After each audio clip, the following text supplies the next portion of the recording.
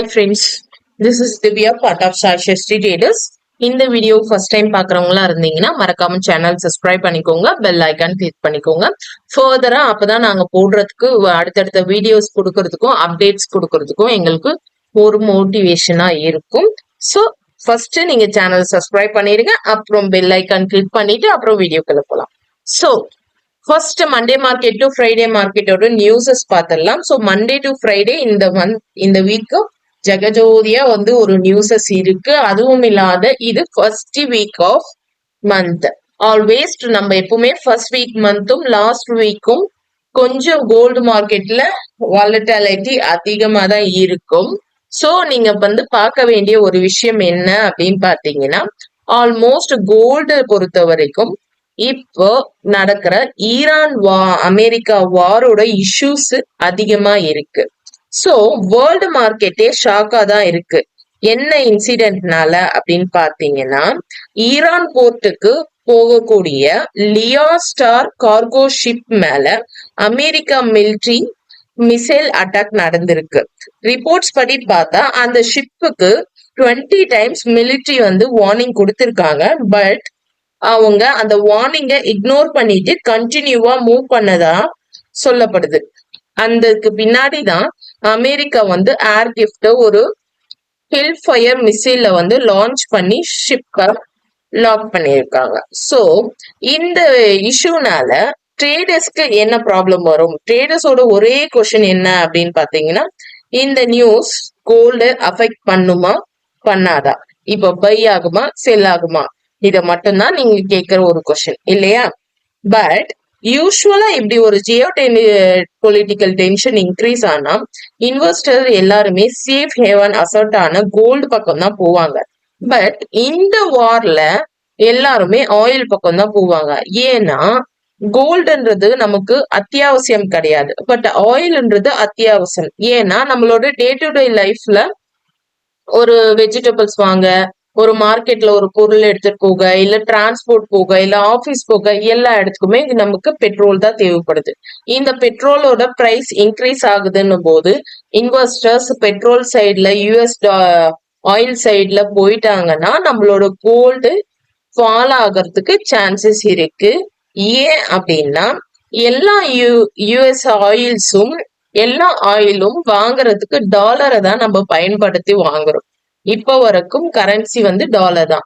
So that நமக்கு கோல்டை விட கரன்சியோட வால்யூம் ஸ்ட்ரென்த் இந்த இடத்துல அதிகமாகும். சோ இப்படி ஒரு சிச்சுவேஷன் வரும்போது என்ன ஆகும் அப்படின்னு பாத்தீங்கன்னா, மார்க்கெட் கேப் டவுன் ஆகிறதுக்கு சான்சஸ் இருக்கு. பட் நம்ம டெக்னிக்கலா பார்த்துடலாம். டெக்னிக்கலா பார்க்கும்போது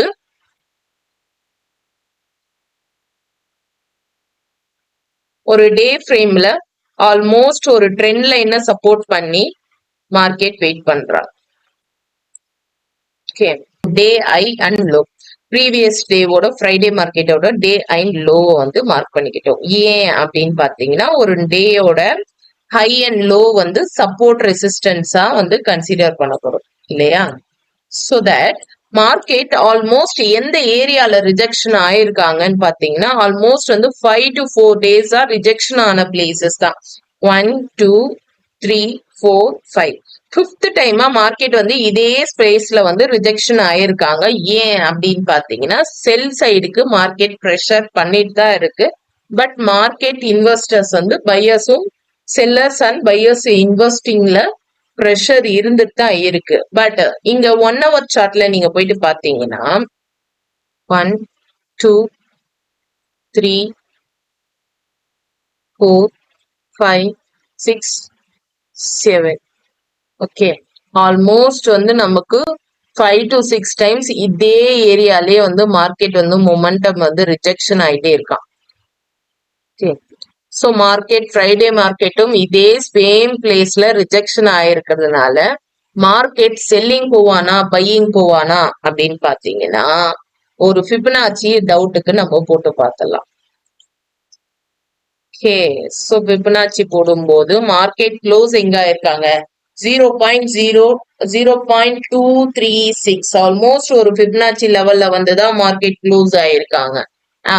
ஆக்சுவலா செல்லிங் எங்க போவாங்க அப்படின்னு பாத்தீங்கன்னா மார்க்கெட் செல் ஆகணும், செல்லிங்க்கு வந்து கீழே இறங்கணும் அப்படின்னு பாத்தீங்கன்னா 4480க்கு கீழே ஆர் 4400க்கு பிலோ வந்து மார்க்கெட் ஒன்ஸ் க்ளோஸ் வச்சா செல்லிங்ல மார்க்கெட் அகெயின் வந்து 4300க்கு மார்க்கெட் போகிறதுக்கான ஹை பாசிபிள்ஸ் இருக்கு.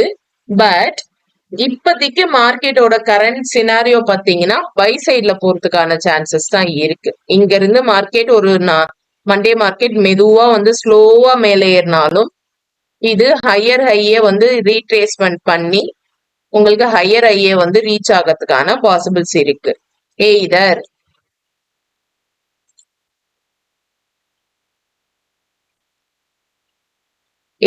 உங்களுக்கு மார்க்கெட் வந்து ஒரு லாங் பிக் கேண்டல் வந்து 4800க்கு கீழே வந்து மார்க்கெட் க்ளோஸ் வச்சா 400க்கும் ரீச் ஆகிறதுக்கு சான்சஸ் இருக்கு. அகைன் 4300 மார்க்கெட் வந்து ஒன்ஸ் போகிறதுக்கான ஹை பாசிபிள்ஸ் இருக்கு.